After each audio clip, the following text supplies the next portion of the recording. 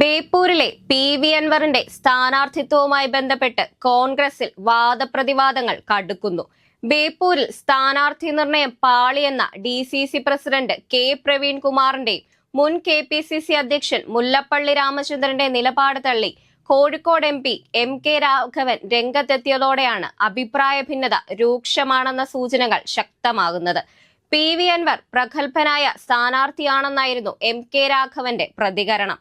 ബേപ്പൂരിൽ സ്ഥാനാർത്ഥി നിർണയം പാളിയിട്ടില്ലെന്നും പറഞ്ഞ അദ്ദേഹം മറിച്ചുള്ള അഭിപ്രായങ്ങളെല്ലാം തള്ളിക്കളയുകയാണ്.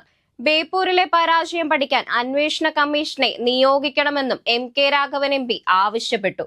ബൂത്ത് അടിസ്ഥാനത്തിൽ പഠിച്ചാൽ മാത്രമേ തോൽവിയുടെ കാരണം പറയാൻ സാധിക്കൂ എന്നതാണ് അദ്ദേഹത്തിന്റെ നിലപാട്.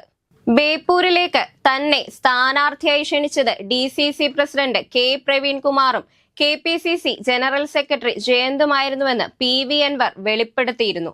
വി.ഡി. സതീശൻ മന്ത്രിസ്ഥാനം വാഗ്ദാനം ചെയ്തതോടെയാണ് താൻ ചതിയിൽ വീണതെന്നാണ് അൻവർ വെളിപ്പെടുത്തുന്നത്. ശക്തമായ യു.ഡി.എഫ് തരംഗമുണ്ടായിട്ടും തന്നെ തോൽപ്പിക്കാൻ കോൺഗ്രസ് തന്നെ പണിയെടുത്തുവെന്നും യു.ഡി.എഫ് കേന്ദ്രങ്ങളിൽ വോട്ട് ചോർന്നെന്നും അത് അന്വേഷിക്കണമെന്ന് ആവശ്യപ്പെട്ടെങ്കിലും നടപടികളൊന്നും സ്വീകരിച്ചിട്ടില്ലെന്നതാണ് അൻവറിന്റെ പരിഭവം.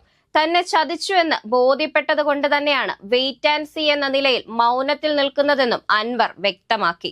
നേരത്തെ ബേപ്പൂർ മണ്ഡലവുമായി ബന്ധപ്പെട്ട് ഡി.സി.സി പ്രസിഡന്റ് കൊളുത്തിയ വിവാദം എം.കെ. രാഘവൻ കൂടി കക്ഷി ചേർന്നതോടെ പുതിയ തർക്കത്തിലേക്ക് വഴിമാറുകയാണ്. യു.ഡി.എഫ് ജയിക്കുന്ന മുനിസിപ്പാലിറ്റികളാണ് രാമനാട്ടുകരയും ഫറോക്കും. എന്നാൽ കേവലം 140ഓളം വോട്ടിന്റെ ഭൂരിപക്ഷം മാത്രമാണ് രാമനാട്ടുകരയിൽ യു.ഡി.എഫിന് ലഭിച്ചത്. ഇടത് കോട്ടകളിൽ പോലും അൻവർ നേട്ടമുണ്ടാക്കിയപ്പോഴാണ് യു.ഡി.എഫ് ശക്തി കേന്ദ്രങ്ങളിൽ ഈ നിലയിൽ തിരിച്ചടി സംബന്ധിച്ചു എന്നതാണ് അന്വേഷണം വേണമെന്ന എം.കെ. രാഘവന്റെയും പി.വി. അൻവറിന്റെയും ആവശ്യത്തിന്റെ അടിസ്ഥാനം. പേരാമ്പ്രയിൽ യു.ഡി.എഫ് എം.എൽ.എമാർക്ക് ഒരുക്കിയ സ്വീകരണത്തിലായിരുന്നു Kozhikode DCC president K Praveenkumar MLA. ബേപ്പൂരിലെ സ്ഥാനാർത്ഥിത്വം പിഴച്ചെന്ന് പറഞ്ഞത്.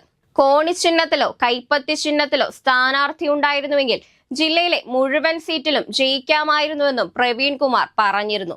സ്ഥാനാർത്ഥി നിർണയം പിഴച്ചില്ലായിരുന്നുവെങ്കിൽ 13 നമ്മൾ ജയിച്ചേനെ എന്നുള്ള സത്യം ഇപ്പോൾ തിരിച്ചറിയുന്നുണ്ട്. യു.ഡി.എഫ് സ്ഥാനാർത്ഥിയായി മത്സരിച്ച പി.വി. അൻവർ 7487 വോട്ടുകൾക്കാണ് മുൻ മന്ത്രിയും എൽ.ഡി.എഫ് സ്ഥാനാർത്ഥിയുമായ പി.എ. മുഹമ്മദ് റിയാസിനോട് പരാജയപ്പെട്ടതെന്നും ഡി.സി.സി പ്രസിഡന്റ് പറഞ്ഞിരുന്നു. ഇതിന് പിന്നാലെ ഇത്രയും ദിവസം അടക്കി വെച്ചിരുന്ന തന്റെ സകല അമർഷവും പരസ്യമാക്കി പി.വി. അൻവറും രംഗത്ത് വന്നിരുന്നു. ചേർത്ത് നിർത്തിയവർ തന്നെ പിന്നിൽ നിന്ന് കുത്തിയെന്നും ചതിച്ചെന്നുമായിരുന്നു പങ്കുവച്ച ഫേസ്ബുക്ക് കുറിപ്പിൽ അൻവറിന്റെ വിമർശനം. ചതിച്ചതാര്? ചന്തു തന്നെ, മഷിയിട്ട് നോക്കേണ്ട കാര്യമില്ല എന്ന് തുടങ്ങുന്ന പോസ്റ്റിൽ കോഴിക്കോട്ടെ കോൺഗ്രസ് നേതൃത്വത്തിനെതിരെ രൂക്ഷ വിമർശനം ഉന്നയിച്ചിരുന്നു. പിണറായി സത്തിനെതിരെ താൻ നടത്തിയ ഒറ്റയാൾ പോരാട്ടമാണ് 102 സീറ്റിന്റെ ഉയരത്തിലേക്ക് ചവിട്ടിക്കയറാൻ യു.ഡി.എഫിനെ പ്രാപ്തമാക്കിയതെന്ന് തന്നെയാണ് അൻവറിന്റെ വിശ്വാസം. ഒരു പരിധിവരെ അത് ശരിയുമാണ് താനും.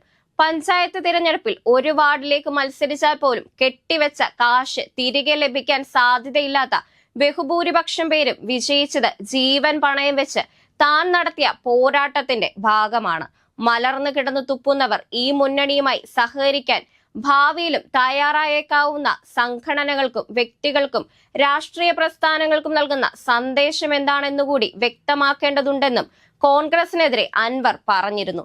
അൻവറിന്റെ വിമർശനത്തിന് പിന്നാലെ താൻ വ്യക്തിപരമായി ആരെയും ഉദ്ദേശിച്ച് പറഞ്ഞതല്ല എന്നതായിരുന്നു പ്രവീൺകുമാറിന്റെ വിശദീകരണം. പ്രവർത്തകരിൽ നിന്ന് ലഭിച്ച വിവരത്തിന്റെ അടിസ്ഥാനത്തിൽ പ്രവർത്തകരുടെ യോഗത്തിൽ പറഞ്ഞതാണ്. ഏണിയോ കൈപ്പത്തിയോ ചിഹ്നത്തിൽ മത്സരിച്ചാൽ ആരായാലും ജയിക്കുമായിരുന്നു എന്നാണ് താൻ ഉദ്ദേശിച്ചതെന്നും പ്രവീൺകുമാർ വിശദീകരിച്ചിരുന്നു. എന്തായാലും വിഷയം കേറിക്കൊളുത്തിയ സ്ഥിതിക്ക് വരും ദിവസങ്ങളിൽ കോൺഗ്രസിനുള്ളിൽ പല പൊട്ടിത്തെറികളും ഉണ്ടായേക്കും. പ്രത്യേകിച്ച് താൻ ചതിക്കപ്പെട്ടു എന്ന് തന്നെ ഉറച്ചു വിശ്വസിക്കുന്ന പി.വി. അൻവർ ഇനി എങ്ങനെ നീങ്ങുമെന്ന് പ്രവചിക്കാനാകാത്ത സ്ഥിതിയിൽ അദ്ദേഹം നടത്തിയേക്കാവുന്ന പല വെളിപ്പെടുത്തലുകളും പല യു.ഡി.എഫ് നേതാക്കളുടെ നെഞ്ചിടിപ്പേറ്റുന്നതാണെന്ന് വ്യക്തമാണ്.